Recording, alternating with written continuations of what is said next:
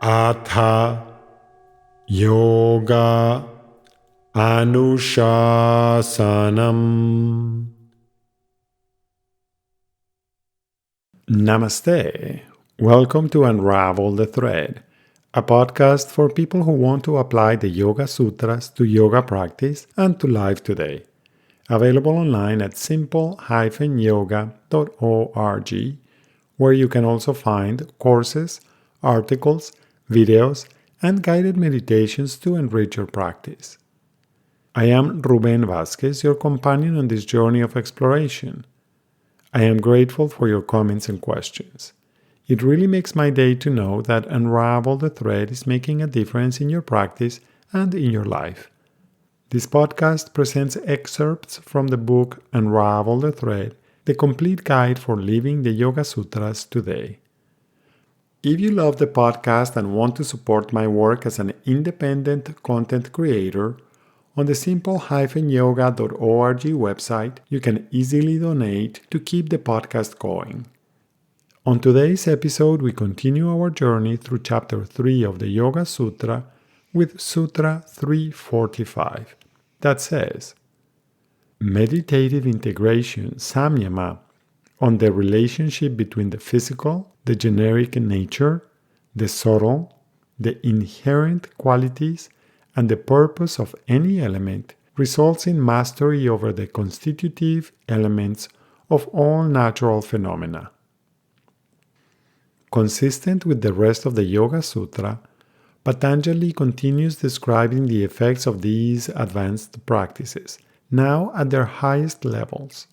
Already, Sutra 117 pointed out that meditation reveals increasing levels of subtlety in the object meditated upon. Remember also that aphorism 313 in this chapter already explained one perspective on how the world is organized as consisting of a substratum manifesting along the dimensions of characteristics, properties, and condition.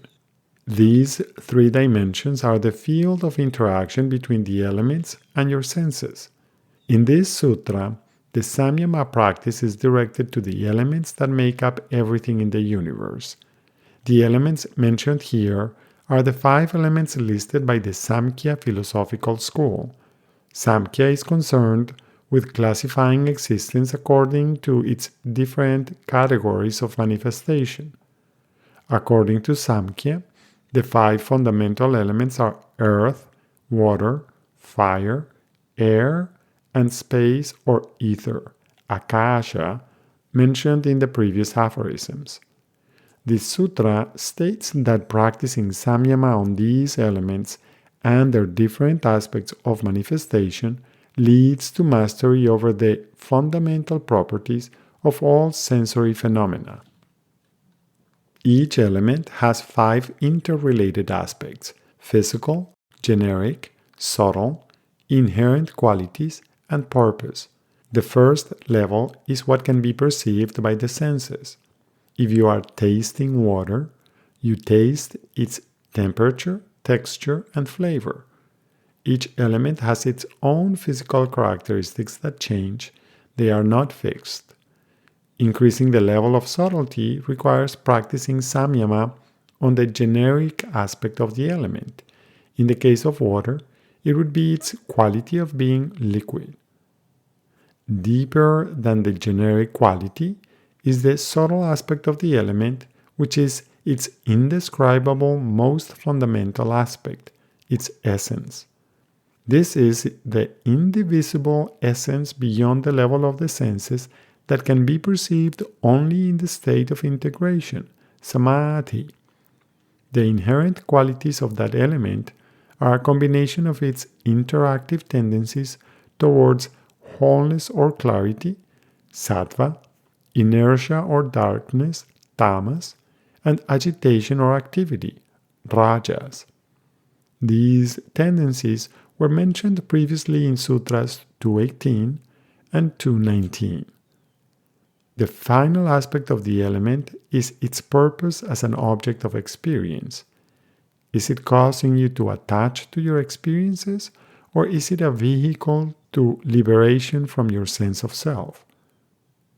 A complete experiential understanding of these 5 aspects of the 5 fundamental elements enables the practitioner to master anything that is made from these fundamental elements. It is worth mentioning that according to the Samkhya philosophical perspective, consciousness, Purusha, and the world, Prakriti, are 2 fundamental and complementary aspects of existence. According to Samkhya, consciousness is the cause of all existence, starting at the subtlest level and emerging into a sense of being that generates a sense of individuality that, in turn, generates the units of sensation, and from there the senses, the elements, and perception develop. Delving into this philosophical system is related to an ongoing debate in Indian philosophy over many centuries. Is there one pervading principle in the universe that animates everything? Or are there more than one? Perhaps is there only pervasive emptiness and impermanence? A similar debate exists in Western philosophy and in some fields of science. Does the physical universe give rise to consciousness? Or does consciousness exist before the material world and generate it? Of course, there are other possibilities, including that consciousness and materiality emerge from their synergetic interaction that generates a more complex system than the sum of its parts. You may find these questions interesting enough to explore them and to use them as one filter for interpreting your experiences. This may be a very dense sutra. How can it be put into practice? Would it be possible to start by moving all your practices, yama, niyama, pratipaksha, bhavana, asana, pranayama, pratyahara, dharana, and dhyana, from a gross level of experience to a subtler level?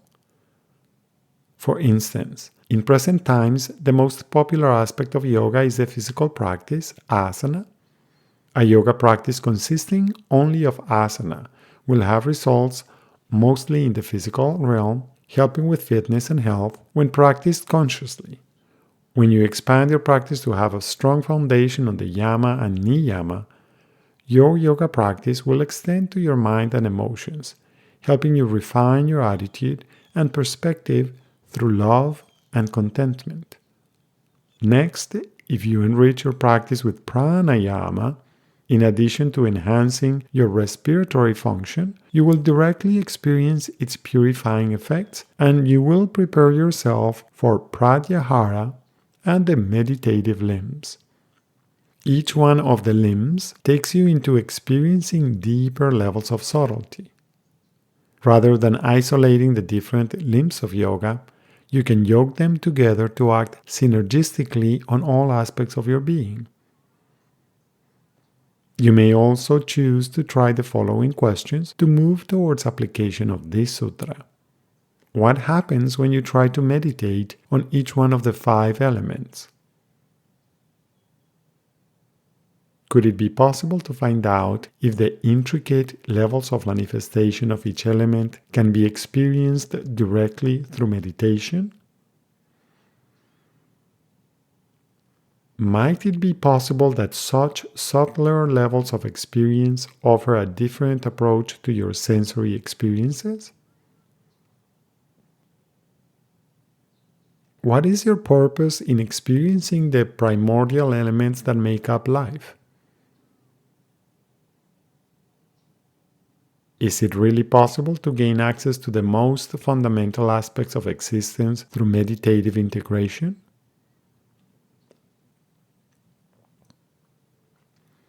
As usual, one more way of exploring the meaning of this sutra is by chanting it. You can choose to chant it in its traditional form with some of the words coming together. Sthula swarupa sukshman vayarthavatva samyamat bhutajaya.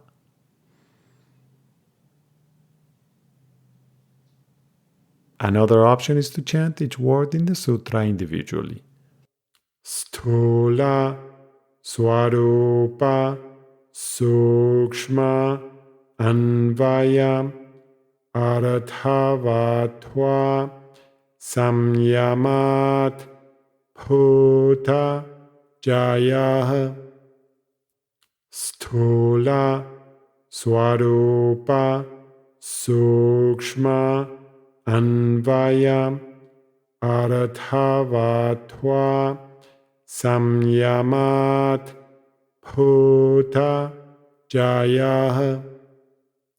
Sthula, Swarupa, Sukshma, Anvaya, Arathavatva, Samyamat, Bhuta, Jaya.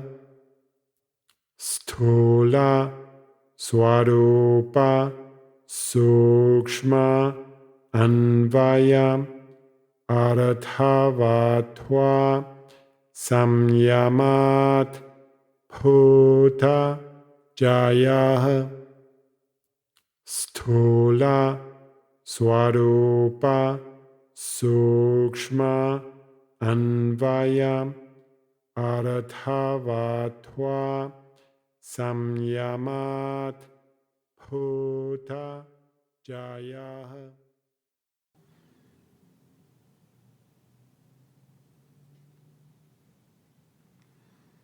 Thank you very much for listening.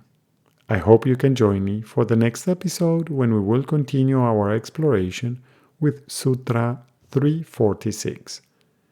If Unravel the Thread is part of your day and you feel generous, I would appreciate it if you could support my work with a donation at simple-yoga.org. Thank you. Remember that you can have your own copy of Unravel the Thread. Until next time, Namaste.